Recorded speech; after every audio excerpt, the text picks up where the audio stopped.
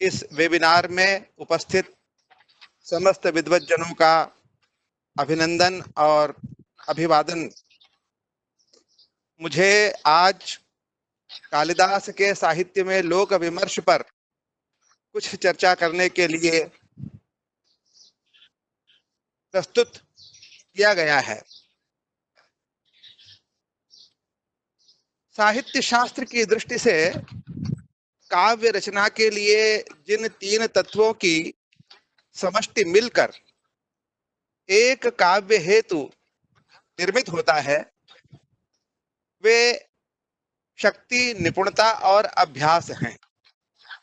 काव्य शास्त्रियों ने इस निपुणता को परिभाषित करते हुए कहा है कि यह निपुणता लोक शास्त्र, काव्य आदि के अवेक्षण से आती है, और ये जो अवेक्षण है यह अवेक्षण विमर्श है। तात्पर्य यह कि जिसे व्युत्पत्ति कहा जाता है वह व्युत्पत्ति सर्वप्रथम लोक विमर्श से ही संभव है। यह जो विमर्श है इसका स्वरूप है मुहुर्मुहुः तत्तत् पदार्थ रसादि गोचरानुसंधानात्। बार बार कविगण उन पदार्थों का, उन रसों का साक्षात्कार करते हैं, अनुसंधान करते हैं, और तब वे व्युत्पत्ति अर्जित करते हैं। अब जिस लोकवृत्त की बात कही गई है वह लोकवृत्त स्थावर जंगमात्मक है। कोश यह भी अर्थ देता है को लोकस्तु भुवने जने, और जब हम स्थावर जंगमात्मक की चर्चा करते हैं तो उसकी परिभाषा है स्वाधीन क्रिया शून्य स्थावरः तदितरः जंगमः। जिसमें स्वयं अपनी कोई क्रिया नहीं है वह स्थावर है, और जो स्वयं की क्रिया से युक्त है वह जंगम है। तो जो कवि है वह कवि इस स्थावर जंगमात्मक लोक वृत्त का विमर्श करता है। बार बार उन पदार्थों और उन रसों में प्रत्यक्ष दिखाई देने वाले हर तत्व को अपनी दृष्टि से देखता है, जिससे वह व्युत्पन्न होता है। महाकवि कालिदास के साहित्य में यह जो व्युत्पत्ति है, यह जो लोक विमर्श है, यह अनेकत्र हमें दिखाई देता है। महाकवि का साहित्य तो एक अनंत सागर है, किंतु उस सागर में से कुछ तत्वों को लेकर यहाँ चर्चा अभीष्ट है। एक एक काव्य की कुछ कुछ संदर्भों को लेकर लोक विमर्श की चर्चा हम करेंगे। हम प्रथमतः श्रव्य काव्य का आश्रय लेते हैं। श्रव्य काव्यों में जो आरंभिक रचना मानी जाती है ऋतुसंहार, वह ऋतुसंहार प्रकृति का सूक्ष्म निरीक्षण है, और महाकवि ने इसमें रेखांकित किया है कि प्रत्येक ऋतु का मानव और मानवेतर सृष्टि पर क्या प्रभाव पड़ता। प्रथम पद्य ही देख लें। प्रचंड सूर्य स्पृहणीय चंद्रमाः सदावगाह क्षतवारि संचय दिनांतरम्योभ्युपशांत मन्मथो निदाघ कालो यमुपाग। एक निदर्शन है प्रकृति के सूक्ष्म अवलोकन का, लोक के विमर्श का। अब कुमार संभव की कुछ चर्चा करें तो कुमार संभव का हिमालय के वर्णन से है। अभी रेखांकित किया गया कि स्थावर जंगमात्मक लोक वृत्त है, और भगवान श्री कृष्ण ने ये कहा श्रीमद् भगवद गीता के 10वें अध्याय में, स्थावराणाम हिमालयः, मैं स्थावर पदार्थों में हिमालय हूं। महाकवि ने उस स्थावर राज हिमालय की चर्चा से, उसकी स्तुति से, उसके स्तवन से अपने कुमार संभव महाकाव्य का शुभारंभ किया। लेकिन कालिदास का ये हिमालय केवल स्थावर ही नहीं है, वह तो देवतात्मा है। यह महाकवि का महाकवित्व है कि वे प्लीज अनम्यूट सर। नहीं सर, निरंतर रखेंगे। कुमार संभव की जब हम चर्चा कर रहे हैं तो उसमें स्थावर राज हिमालय देवतात्मा है, और इस हर संभव महाकाव्य में एक प्रसंग आता है जहां भगवान शिव समाधिस्थ हैं और कामदेव उनकी तपस्या को भंग करने की इच्छा से उस हिमालय के क्षेत्र में प्रविष्ट होता है। नंदी जो द्वार पर है, वह नंदी अनुशासित करता है, और उसके अनुशासन से जो दृश्य वहां उपस्थित होता है वह समस्त प्रकृति को, समस्त सृष्टि को प्रभावित करता है। यह जो सृष्टि है, यह सृष्टि, इसमें 4 प्रकार की सृष्टियां जो होती हैं, उन सभी प्रकार की सृष्टियों को किस प्रकार से नंदीगण की एक अंगुली जो उसके मुख पर आ जाती है कैसे नियंत्रित करती है। निष्कंप वृक्षम निभृतद्विरेफम मूकांडजम शांत मृग प्रचारम तच्छासनात् काननमेव सर्वम चित्रार्पितारंभ इवावतस्थे। तो स्वेदज है, उद्भिज है, अंडज है, जरायुज है, चारों प्रकार की जो सृष्टि है वो किस प्रकार से निष्कंप हो जाती है, स्थिर हो जाती है, अनुशासन स्थापित हो जाता है। ये महाकवि की अत्यंत सूक्ष्म जो दृष्टि है, उस दृष्टि का एक निदर्शन है। हम आगे चलकर रघुवंश महाकाव्य की ओर दृष्टिपात करते हैं। जो रघुवंश सूर्य से उत्पन्न होने वाले वंश के राजाओं की कथा है, इसमें अत्यंत दिव्य प्रभाव से संपन्न जो राज तत्व है, उसके साथ साथ एक सामान्य और अत्यंत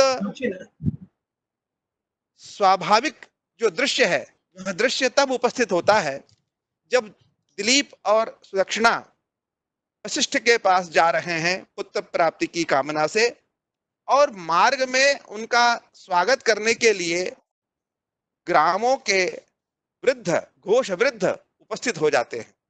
वहां महाकवि कह रहे हैं हयंगवीन मादाय घोष वृद्धान उपस्थितान। कितना सूक्ष्म चिंतन है। जो यह दोहोद्भव नवनीत है, उसे लेकर वे ग्राम के सामान्य जन अपने महाराज और महारानी की समर्चना के लिए उपस्थित होते हैं। महाकवि की दृष्टि कहां तक पहुंचती है, लोक का अन्वेषण करने के लिए उसका यह एक निदर्शन है। कालिदास ने इस रघुवंश महाकाव्य में एक और महान प्रकृति के तत्व का अद्भुत वर्णन किया है, वह है सागर का वर्णन। वह सागर का वर्णन उसी कोटि का है जिस प्रकार का वर्णन हिमालय का वर्णन कुमार संभव में है। यह भी स्थावर जंगमात्मक लोकवृत्त के प्रति महाकवि के विमर्श का एक निदर्शन है।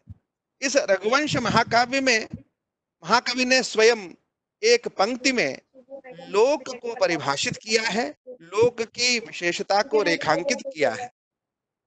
वे कहते हैं भिन्न रुचि ही लोक। लोक का सीधा सीधा स्वरूप यह है कि उसकी रुचि भिन्न होती है। लोक के जितने भी तत्व हैं, जितने भी उसके सदस्य हैं, वे सब एक रुचि वाले नहीं होते। अब कुछ चर्चा मेघदूत को लेकर। मेघदूत का जो नायक है वह नायक यक्ष देव योनि है, किंतु जिस मेघ को महाकवि ने दूत बनाकर प्रस्तुत किया है, उसमें स्थावर और जंगम की अद्वितीय एकाकारता है। मुझे अपनी ही आवाज की अनुगूंज सुन। यह जो मेघ है, यह मेघ जैसा महाकवि ने स्वयं कहा, धूमज्योतिः सलिलमरुतां सन्निपातः क्व मेघः संदेशार्थाः क्व पटुकर्णैः प्राणिभिः प्रापणीयाः। तो ये जो जंगम की विशेषताओं से युक्त स्थावर है, जड़ और चेतन का जो अद्वितीय समन्वय है, यह समन्वय महाकवि की अपूर्व कल्पना है। इसी मेघदूत नामक खंड काव्य में एक चित्र जब महाकवि प्रस्तुत करते हैं, जहां जनपद की वधुएं आकाश की ओर देखती हैं, मेघ उन्हें दिखाई देता है, क्योंकि वह उनकी कृषि का फल है। कृषि का फल उसी पर आधृत है। वैयायत्तम कृषिफलमिति भ्रूविलासानभिज्ञैः वाह, प्रीतिस्निग्धैः अत्यंत। जनपद वधूलोचनैः पीयमानः। वे जनपद की जो वधुएं हैं, वे अपने लोचनों से मेघ को देखती नहीं हैं, अपितु उसका साथ पान साथ करती हैं। उनकी अद्भुत। अतृप्त जो नेत्रावली है, वह मेघ को देखते ही तृप्त हो जाती है। यह लोक वाह। है, यह लोक के प्रति महाकवि की एक सूक्ष्म दृष्टि है। अब नाटकों की ओर संकेत करते चलते हैं। मालविकाग्नि मित्र में तो सीधे सीधे जब नाट्य का स्तवन कर रहे हैं कालिदास, देवानामिदमाम अनंति मुनयः कांतम क्रतुम चाक्षुषम रुद्रेणेदमुमाकृत व्यतिकरे स्वांगे विभक्तम द्विधा त्रैगुण्योद्भवमत्र लोकचरितम नानारसम दृश्यते नाट्यम भिन्न रुचेर्जनस्य बहुधाप्येकम समाराधनम। यहाँ वे आराधकम। क्या? लोकचरित की चर्चा कर रहे हैं, और उस लोकचरित के लिए दो विशेषणों का वे प्रयोग करते हैं। यह जो लोकचरित है, वह त्रैगुण्योद्भव है और नाना रस है। तो वही बात जो आरंभ में कही गई थी, जहां विमर्श करने की चर्चा है लोक के, वहां लोक का विमर्श त्रैगुण्योद्भव लोकचरित है और नाना रस लोकचरित है। और महाकवि की जो नाट्य कृतियां हैं, उन नाट्य कृतियों में यह त्रैगुण्योद्भवता और नाना रसत्व स्पष्ट रूप से हमें दिखाई पड़ता है। विक्रमोर्वशीय में राजा के लिए ये कहा गया कि भव पितुरनुरूपस्त्वं गुणैः लोककांतैः। लोककांत लोक गुण तुम में हो और तुम अपने पिता के अनुरूप बनो। इसका अभिप्राय यह है कि राजा की सार्थकता तभी है जब वह लोककांत गुणों से युक्त होता है। ये विक्रमोर्वशीय में वाह। लोक का संकेत है। जब हम शाकुंतलम की चर्चा करते हैं, तो शाकुंतलम का जो नायक है दुष्यंत, वो स्वयं इस बात का प्रतीक है, अविश्रमोयम लोकतंत्राधिकारः। वह लोकतंत्र के प्रति समर्पित है। और उसके लिए एक और बात कही गई है, स्वसुख निरभिलाषः खिद्यसे लोक हेतोः।